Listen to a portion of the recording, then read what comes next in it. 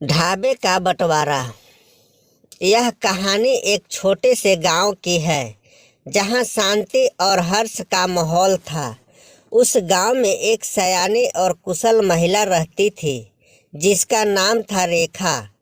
रेखा का एक बड़ा परिवार था जिसमें उसका बेटा मोहन, बहू शिल्पा और उनकी 3 छोटी बच्चियां शामिल थी। रेखा की ढाबे पूरे गांव में मशहूर थी क्योंकि वह हर पकवान को अपने हाथों से बनाकर स्वाद में 4 चांद लगा देती थी। समय बीतता गया और रेखा के अब बूढ़े होने के कारण उसकी हालत कमज़ोर होती गई। उसने अपने बेटे और बहू को बुलाकर कहा, मोहन और शिल्पा, मेरी तबीयत अब ठीक नहीं रहती, इसलिए मैं चाहती हूँ कि आज से ढाबे की जिम्मेदारी तुम दोनों संभालो। लेकिन याद रखना, इस ढाबे में हमेशा प्यार और सहयोग बना रहे। मोहन और शिल्पा ने उनकी बात मान ली और ढाबे का काम संभालने का जिम्मा लिया। लेकिन जब ढाबे का जिम्मा उनके ऊपर आया तो आपसी मतभेद शुरू हो गए।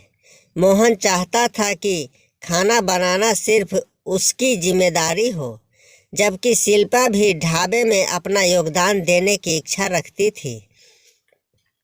धीरे धीरे ये मतभेद झगड़े में बदल गए और ढाबे का वातावरण गर्म हो गया। इस समस्या को सुलझाने के लिए रेखा ने एक दिन दोनों को अपने पास बुलाया और कहा, देखो बच्चों, ढाबे का बंटवारा कैसे किया जा सकता है। एक रास्ता निकालना ही पड़ेगा ताकि सब कुछ शांति से चले। रेखा ने सुझाव दिया कि ढाबे को 2 हिस्सों में बांटा जाए, एक हिस्सा मोहन का और दूसरा हिस्सा शिल्पा का।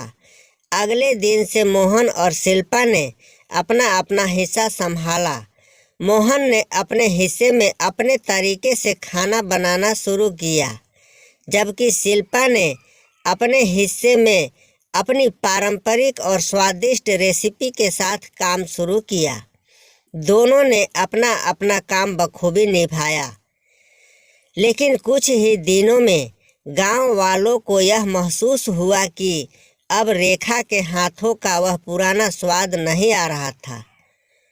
मोहन और शिल्पा के बीच की संघर्ष का असर खाने के स्वाद पर पड़ने लगा था।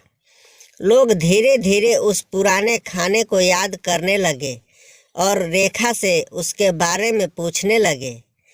रेखा ने इस समस्या को समझा और एक दिन मोहन और शिल्पा को फिर से बुलाया।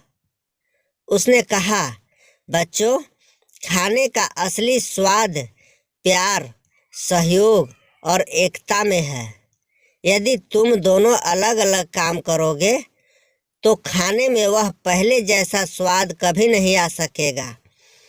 हमें फिर से कोशिश करनी चाहिए कि दोनों मिलकर काम करें और अपने अपने गुणों को मिलाएं।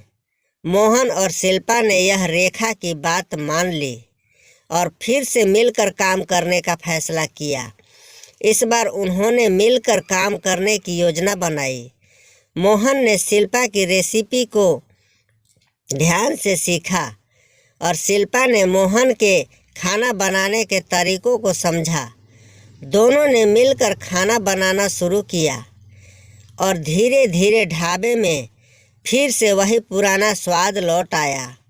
गांव वाले फिर से रेखा की ढाबे के खाने की तारीफ करने लगे।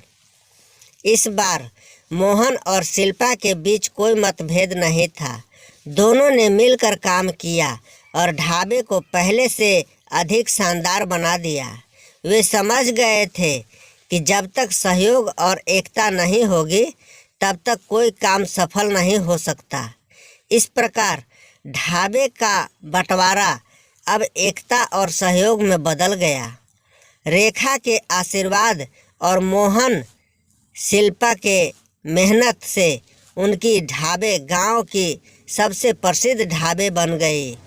रेखा ने उन्हें यह सिखाया कि किसी भी काम में सफल होने के लिए प्यार, सहयोग और एकता बहुत महत्वपूर्ण है।